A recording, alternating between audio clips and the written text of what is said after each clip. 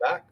Today's video, we're going to actually go over the one thing a lot of you are missing out on. So today, we're only going to be talking about that one thing and that one thing only. I know it sounds repetitive. Awesome. That's how that works. So the work that happens before you even think about due diligence, we call it pre-vetting.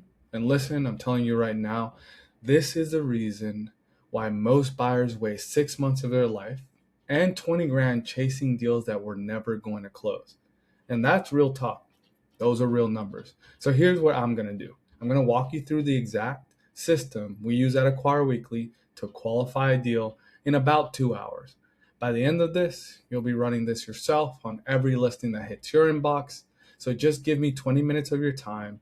If this is your first time looking at acquisitions, I promise you, you'll never read a listing the same way again. So let's get into it. So look at this funnel for a second, right? This is what we see every single week at Acquire Weekly. Deals come at us from brokers, marketplaces, off-market sources, all of it. You name it, we're probably getting it from there. So 100% flow in the door, about 15% pass five. I like to say pass by our first level screening, and then only 5% pass our initial screening for our buyers. So that's the screen I'm about to teach you. And less than 5% ever make it to a buyer as real, qualified, structured deals. So less than 5%. I want you to think about that, right? Less than 5%. So listen, that gap right there between what gets submitted and what's actually worth your time, that's the whole game. That's the filter. That is the edge that you need to have.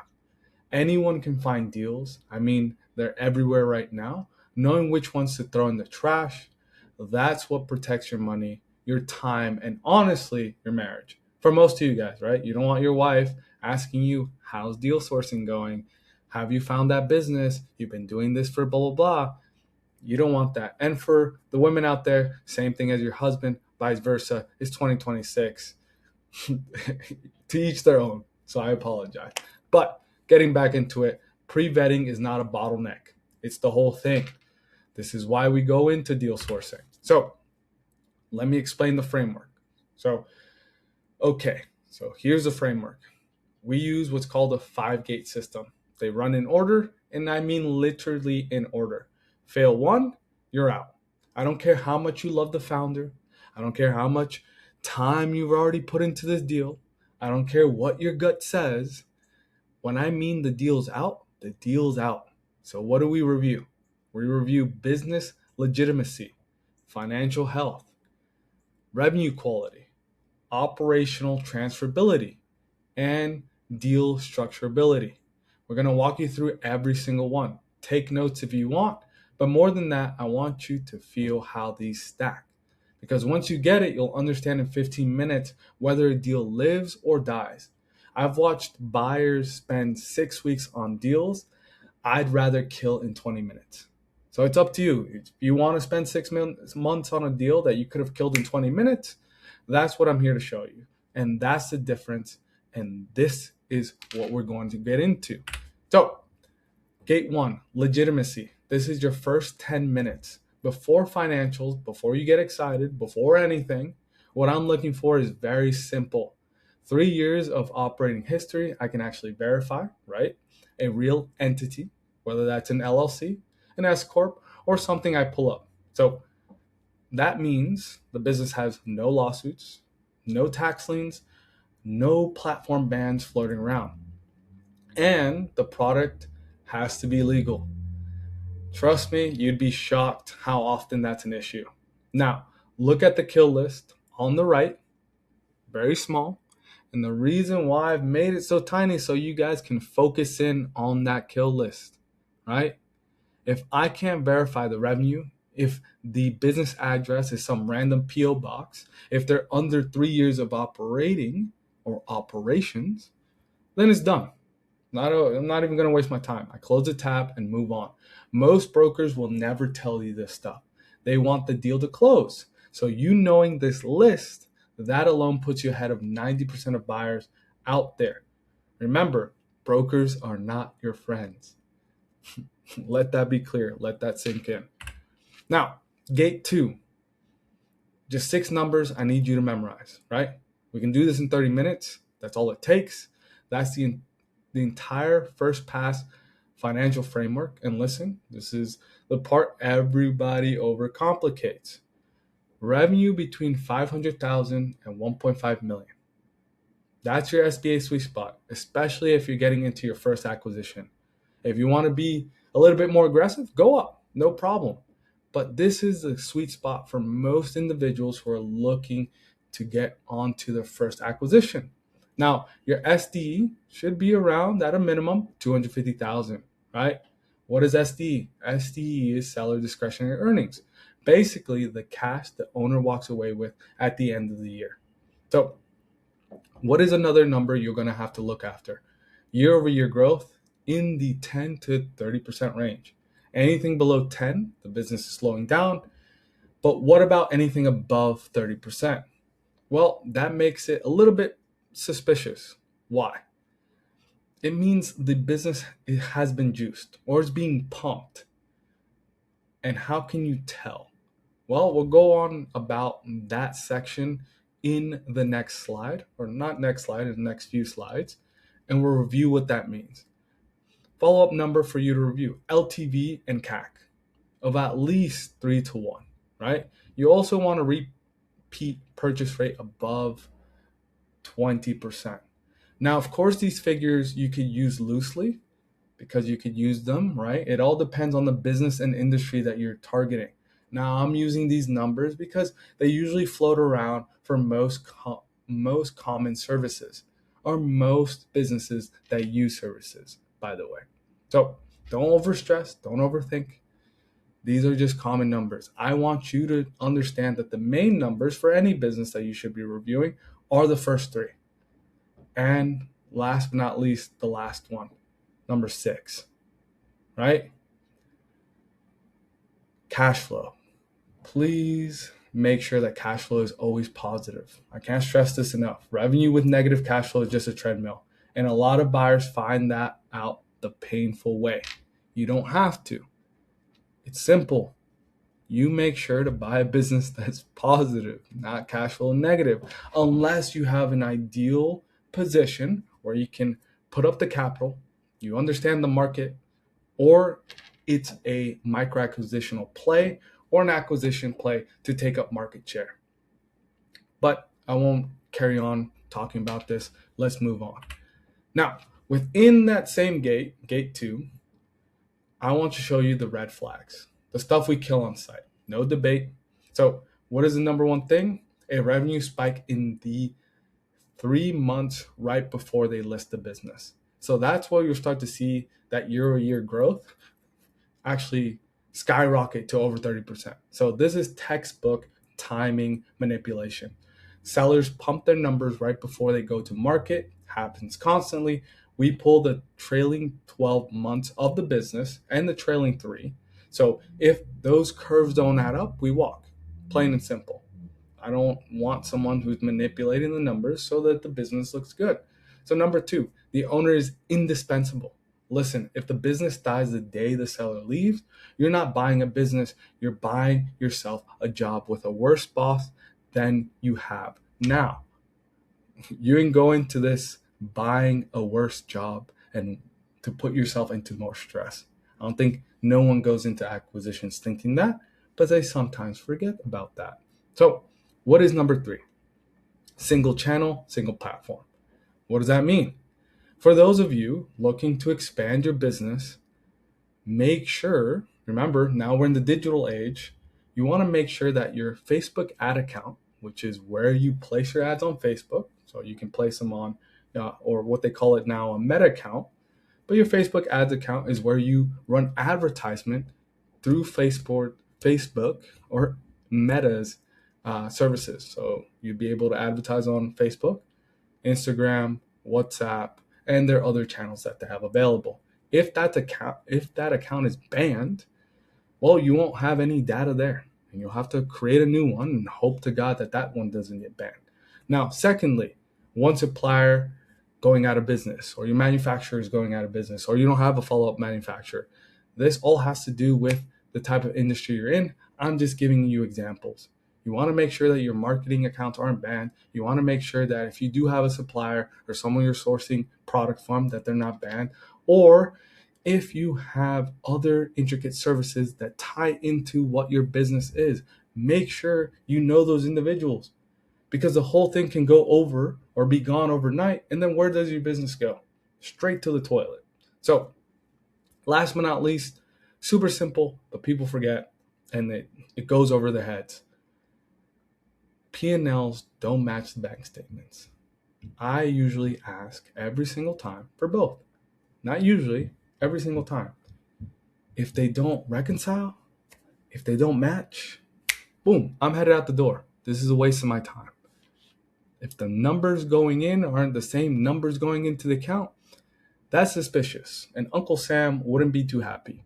And I can say this, my client or myself are not going to pay for your mistakes later down the line. Now, what is gate 3? Revenue quality. Now, this is the one most buyers totally skip. And it's the most important one in my opinion, because not every dollar of revenue is created equal. So on the left-hand side, this is what I want you to see. Subscriptions, recurring billing, repeat purchase rates above 30%, multiple SKUs. So demand is spread out. Whether that's, contracts, maintenance contracts, anything that is reoccurring for the business, you want to highlight as high quality revenue. Now, what is not high quality revenue? Which, before we get into that, you also want to make sure that you own the email list, the SMS list, the channels. You own all of it. You own the entire database of the business, all the IP. Because if you don't own that, we're going to be in huge trouble and we won't be able to expand the business. Now, on the right side of your check, this is what I like to call fragile revenue. 100% paid traffic, one hero product carrying the entire business, or one hero service carrying the entire business. And I'll give you an example. If I only do pressure cleaning and there's a market full of individual pressure cleaning and I'm only advertising that service, when I can pressure clean a whole bunch of other different, how can I put this? I probably gave a bad example. If I can pressure clean windows, driveways, etc., and I have the ability to do that, why would I stick myself to one lane? That's not good. So what is absolutely worse from that is if a business does work for another business, right? They have a B2B client, and that B2B client is providing them with 80% of their revenue. Immediately kill the deal. I usually use a minimum of, if a contract is producing the company more than 25%, it's kind of questionable, because if they pull away that contract or they pull that deal from me, I just lost 25% of my company's overall revenue off the top. So I've killed deals at over $1 million in revenue because of all of it being traced back to one buyer. So when that buyer walks, your business walks with them. You're buying resilience. Remember, you're buying something that's resilient. You're not buying someone's last quarterly ad spend. Correct? Great. Let's move on. Gate 4. And this one I love. It's plain and simple. Can you step in and run the business in 90 days? Because if you can't, none of the financials matter. Nothing really matters. And I ask 5 simple questions to the owners or to the sellers or to the advisors. 1, are the SOPs documented? Can a regular human follow them without the seller in the room? And I say a regular human because a lot of us are getting into AI, but can a regular human follow them without the seller in the room? Seller/owner. 2, supplier and vendor relationships. Are they contracted, or do they walk with the founder when he leaves? That's super important. Number 3, is there a team in place, and will they stay after close? Normally, there's always a team in place, but if they're looking to stay after you close on the deal, is very questionable sometimes, especially with some of these company structures. 4, can the ad account, the storefronts, the tools, all of it transfer cleanly? Can I transfer all of the admin work, all of the HR work, anything to my name or to the new entity's name or whatever it might be cleanly? And 5, the most underrated thing in any deal, will the seller commit to 30 to 90 days of structured training? I'm telling you this because, and a lot of people don't agree, this is the single most valuable piece of any acquisitions. Most buyers don't even think to ask for it. You should always push for it, always, always, always. But they sometimes forget that the knowledge that the current operator/owner has is indispensable. They know more than you do. So why wouldn't you ask away? And why wouldn't you get that level of detail and information given to you, passed on to you, right? Perfect. Now, last but not least, gate 5, the last one. Can we actually build the stack? Look, you can have the cleanest business in the world, but if the deal can't be structured, you don't have a deal. Who's going to fund you? Unless you have a ton of money and you're private equity, family office, or you're a really wealthy person, if you don't have the correct structure, how are you going to make the deal happen, right? The structure we want, and write this down, is 80% SBA, 10% seller carry, 10% your cash. Plain and simple. I think it doesn't get as complicated as that. 4 questions you might ask. Is the asking multiple reasonable? For eCom, we're looking at around 2.5 to 4 times SD. For regular businesses, you're looking for about the same, 2.5, maybe 5. Now, that multiple varies on industry. So be careful. Every industry holds different multiples. So do your research. Don't just say yes because you think it's a great opportunity. Do your research because you might be overpaying, or you might find a deal that's undervalued and would be a diamond in the rough for you, right? So will the seller carry 10%? Because if the sellers carry, listen, that keeps their skin in the game after they hand over the keys. Now, that only benefits you, right? They're going to help you grow and maintain the current level of business that the business is currently doing. Sorry if that sounds redundant, but hopefully you understand. And then most importantly, is the business SBA eligible? What makes it SBA eligible? It's US based, it's profitable, operational, and non-negotiable. Jesus, forgive me. And is there room for an earnout if the historical performance feels shaky? Why do something like that? Because that protects you. So look, if you can't structure the deal, you don't have a deal at all. You have a wish, and wishes don't close. Remember, you're here to close. You're not here to make a wish. So now, how do we score every deal? So, okay, this is our scorecard. This is how we score the deal. Every deal that comes to Require Weekly gets run against this exact card. 5 rows, pass or fail on each row. The thresholds are there on the right side. Fail any one of them, the deal is out. I don't care how much we like the seller, it has to pass all 5. And if it passes all 5, now we're talking. So now it goes to the deal flow. Now it goes out to our qualified buyers. And this system, this whole thing that I'm showing you, it lives on one page. Seriously. Screenshot this slide, print it out, tape it to your monitor. Next time a broker emails you a listing, you'll have a real answer within 2 hours instead of 2 weeks of guessing. And it's a simple scorecard. It's simple, easy to use, and now you can verify your deal flow. So let's move on. All right. Let me show you what passing actually looks like. So we have an example here. A residential roofing company. They've been operating for 7 years, doing $2.8 million in revenue, 25% SDE. Year-over-year growth is 14%, which is freaking incredible. And they have a crew of 12 individuals running the field work.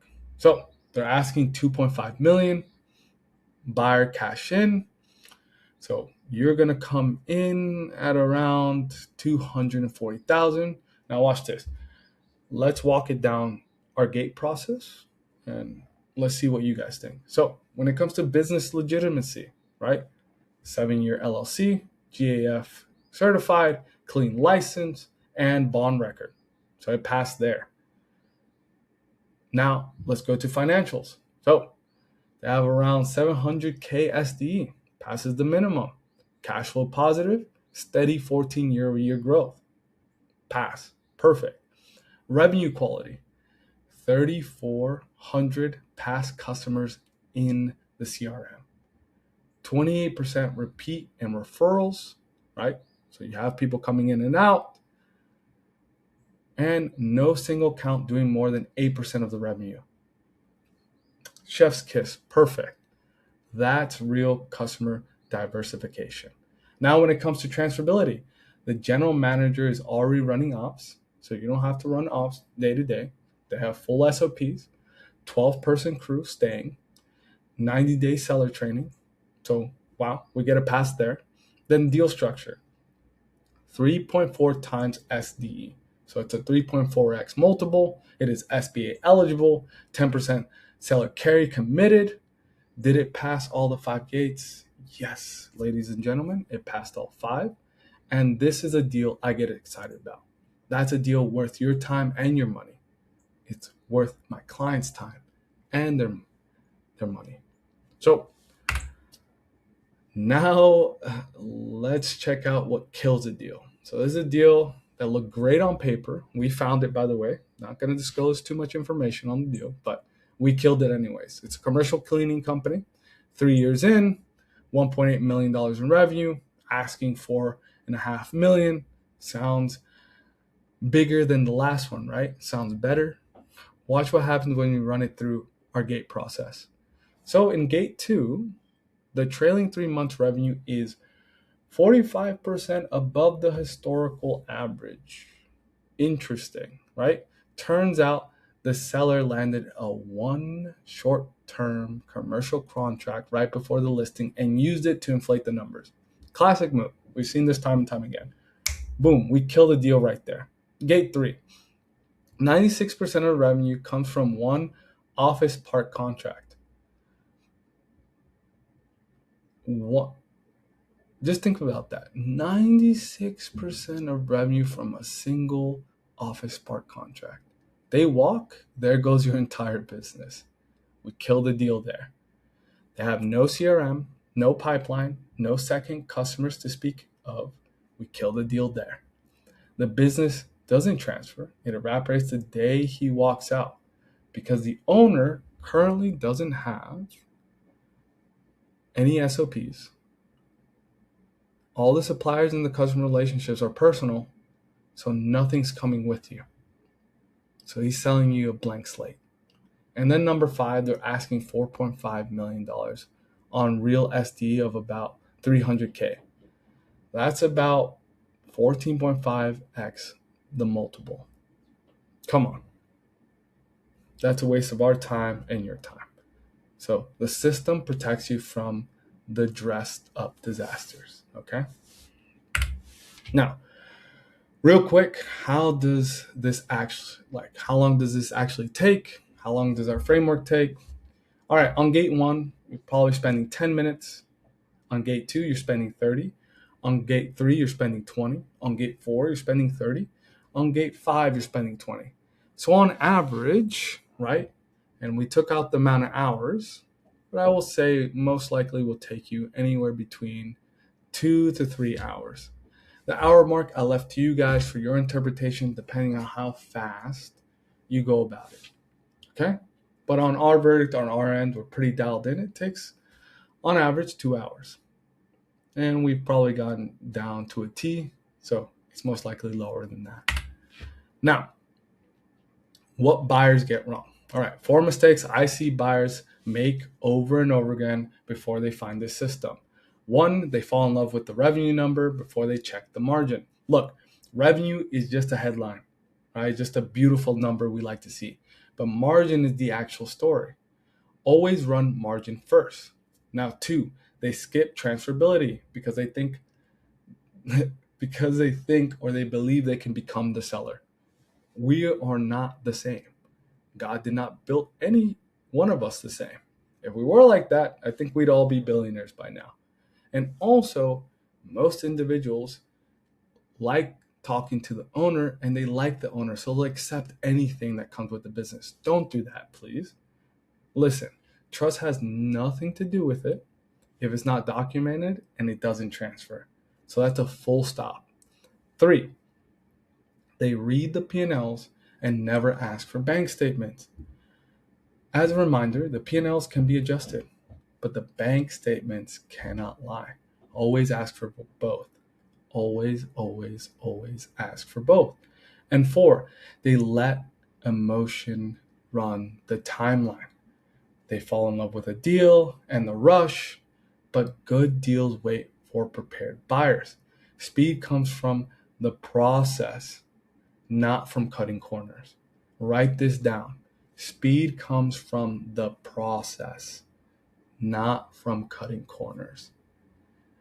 These 4 are why most buyers fail. It isn't too complicated, to be quite honest. Now, if this lands, you're ahead of 90% of the room, right? There's a quick gut check, I like to say. But before this, you maybe didn't know what to look for in the first 10 minutes of a deal. Now you do. Gate 1 runs in under 10 minutes. Before this, you might have thought evaluating financials meant reading a whole P&L statement cover to cover. Now you know it's just 6 numbers in 30 minutes. Before this, you probably didn't separate revenue quality from revenue itself. Now you will every single time. And before, the business that looks good might have been enough for you to move onto it. Now, with the 5 gates framework, in order, no exceptions, don't forget, that's the shift. That's what we just did. And now your mind is a lot clearer on how to process these deals correctly. Now, the filter doesn't slow you down. It only makes things a lot faster. So here's what pre-vetting actually saves you. Look at the left side. This is life without the filter. 60 to 100 plus hours per deal, chasing things that fall apart in due diligence. $80,000 to $25,000 in legal and accounting fees on dead deals. 15 to 50 grand in broker fees when LOIs die late. And 3 to 6 months of opportunity costs locked up on the wrong deal while the right one passes right by you like this. Now look at the right side. This is with the filter. 2 hours per deal, $0 wasted in legal fees, 0 in broker fees, days, not months of opportunity costs. So listen, the filter doesn't slow you down. The filter is the only thing that makes you fast, period, right? The process is everything. The process is key. Okay, so what happened next?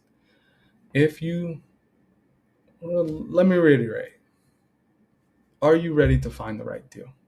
So what happens next?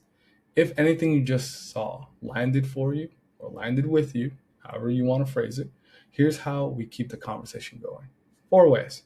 First, book a call with our team. 90 seconds to schedule, no pitch, no nonsense, just a real conversation about whether we're the right fit for you, for what you're trying to do. And if you're trying to close a deal, trust me, we got you covered. Now, second, join the newsletter. Every week we break down real deals, do deal teardowns, exactly what you're seeing in the market, right? And we provide that to you. That's free of charge, and it happens every Thursday. Also, we do provide 4 deals on Monday, Wednesday, and Friday. So you get to see 12 deals a week that we've already processed, verified, pre-vetted, and it might be within your region. Third, join the community. Talk to real operators. See what they're going through. Share wins, share red flags, communicate with one another. That's what that community is for you to reach out to like-minded peers. And fourth of all, follow me on Instagram, follow me on LinkedIn. I'd love to connect with each and every one of you. And thank you again for watching this video. I would say, if you ever need to reach out and learn more about me, feel free. Again, my name is Jorge Viveros. I am the co-founder of Acquire Weekly, and it wasn't too bad for 20 something minutes, right? Take care, guys, and have a blessed rest of your day. Cheers.